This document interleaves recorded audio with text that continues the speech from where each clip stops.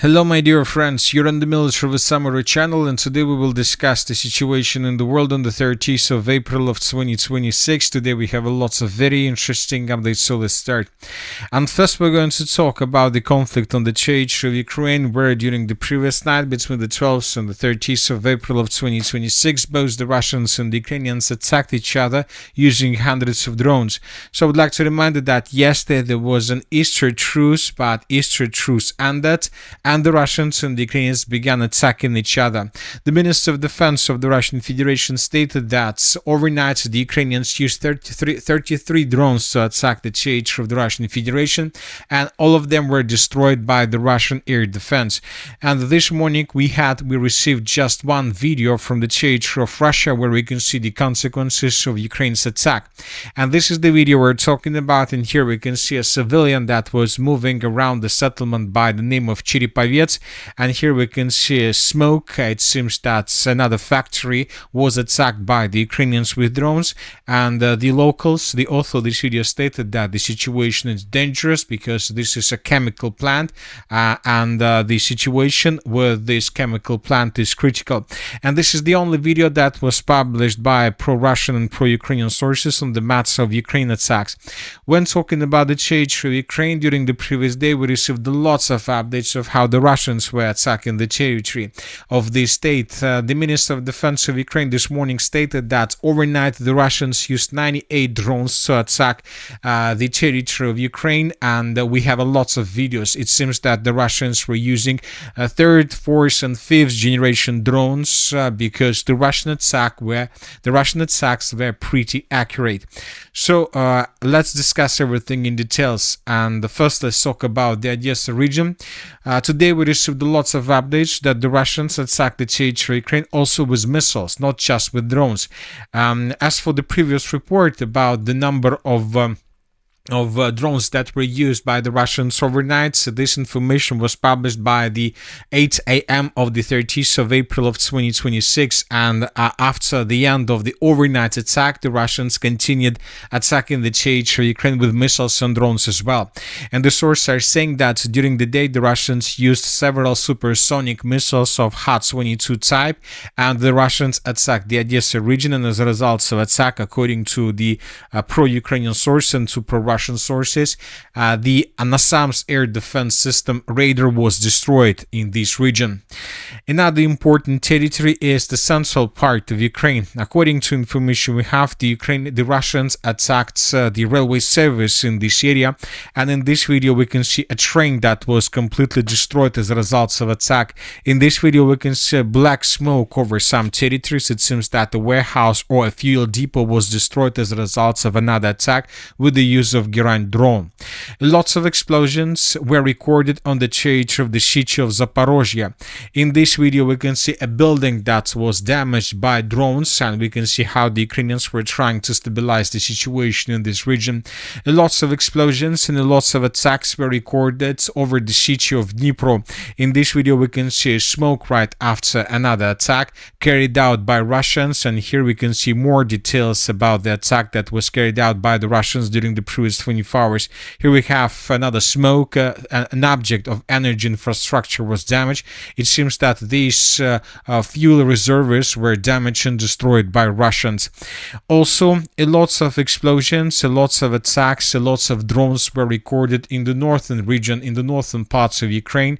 For example, in this video we can see the city of Shostka. It's not night, it's around the 12 p.m. of the 30th of April of 2026, and here we can see how people were following a drone, the Russian drone that was flying over their city, and in the final seconds of this video we can see an explosion. So we see that the Russians, after the end of the Easter truce, began attacking the territory of Ukraine with hundreds of drones, but the Ukrainians used less. As of now, it's very difficult to say why we have this gap, why the Ukrainians decided to use less drones than the Russians. Maybe in coming days they will improve the situation, and the Ukrainians will start using more drones. But one thing is clear, that due to the fact that the Russians started this phase of the special military operation so actively, actually, we believe that the second part of April will be very dynamic because the Russians, it seems, are planning to finish lots of things before May holidays, and after May holidays, the Russians will resume their attacks and resume their offensive operations. Now let's discuss the situation on the ground, and as for me, the most important video is coming from the city of Kostiantynivka. We have already discussed this video during the previous update. Let's discuss this video once again. Here we can see a building, and here we can see civilians, and obviously these are civilians that live on the church of Kostiantynivka. We see civilians walking from one part of the building to another, and in this moment we can see a civilian who was waving with the Russian flag. So and this video was geolocated right exactly at this point. We can recognize this building on the video, and the most important thing is that according to our configuration of the front line, according to the configuration of maps of any mappers, we can see almost the same thing in the southeastern part of the Kostiantynivka. It doesn't matter the mapper you follow, and the distance between this position where a civilian was waving with the Russian flag to the front line is around 200 meters, and obviously it's clear that it's impossible that a civilian would wave with the Russian flag just 200 meters from the line of combat contact. So the main idea is most likely the Russians during the previous days have improved their position significantly on the territory of the city of Kostiantynivka, but now the Russians are trying to keep this information in secret. You know that it seems that the Russians indeed are tasked before the beginning of May holidays, before the beginning of the 9th of May holiday, the day of victory. This is a very important day for Russia. It seems that the Russians at several positions are tasked to take under complete control important towns and cities. We have already discussed before the ceasefire that most likely the Russians will announce complete control over the city of Liman, but now due to this video published with a civilian with the Russian flag in the southeastern part of the city, that it seems that the Russians are planning before the 9th of May to announce complete control over the city of Kostiantynivka. During the previous 24 hours, we received lots of videos of how Russians were attacking positions of the armed forces of Ukraine, as you can see according to this video, mainly in the northern parts of the settlement. So very difficult to say whether the Russians are able to take the city of Kostiantynivka before May holidays under complete control, but according to all these updates, it seems that the Russians have possibilities to take at least this part of the city of Kostiantynivka under complete control within the next weeks, and this is probably exactly what the Russians are tasked for. So let's wait and see what is going to happen here, but obviously the Russians will intensify their activities, and of course it seems that the Russians still have plans to take under complete control the city of Liman. And furthermore, I would like to point your attention and to remind you that several days ago the Minister of Defense of the Russian Federation came to the Group of Forces Center with inspection. Probably he was testing and he was trying to understand what is happening in the area of the city of Pokrovsk and maybe in the area of the city of Kostiantynivka. Another important direction is the Zaporizhzhia direction. During the previous 24 hours, small changes were recorded in the southern part of the settlement of Kostiantynivka. This video was published by pro-Ukrainian sources of how Ukrainians were attacking edge positions of the armed forces of the Russian Federation in the southern parts of the settlement. Based on this video, we have reduced the gray zone in this area in the Russian favor. Furthermore, we had additional updates about changes on the ground in the western Zaporizhzhia direction, and these are the changes between the dates. The Ukrainians counter-attacked in the area of the villages of Novoyakovlevka and Zapasnaya. According to different neutral mappers, we haven't received any video that can confirm this.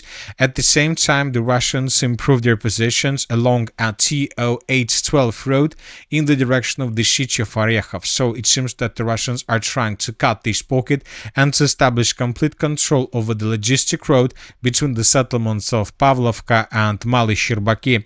If Russians can restore control over this road, of course, this will improve the Russian logistics significantly. As for the eastern Zaporizhzhia direction, during the previous 12 hours, 24 hours, we haven't received anything, probably just a single post, just one post. Interesting is that according to pro-Ukrainian sources, the Russians captured the settlement by the name of Mirne. So as we can see, the situation is quite complicated on the territory of Ukraine. We see that the Russians are acting, they're attacking the territory of Ukraine with drones, but at the same time, we see that the Ukrainians are keeping some pause. Maybe the Ukrainians are trying to understand what they need to do next. Because today we had another very important statement made by the chief of the President Office of Ukraine, Budanov. He said that this could end in disaster for Ukraine. Budanov announced a trigger event. We are now once again approaching a so-called trigger event, which will require unity from us. And unfortunately, if this unity does not exist, it could be a disaster.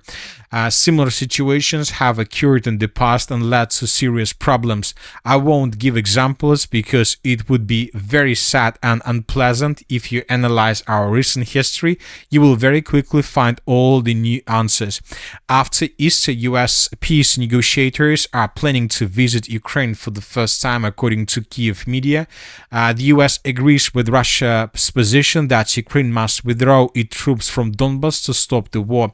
So maybe the chief of the office of the president of Ukraine is saying that the United States of America will force the Ukrainians to accept demands of the Russian side to withdraw troops from the territory of Donetsk region.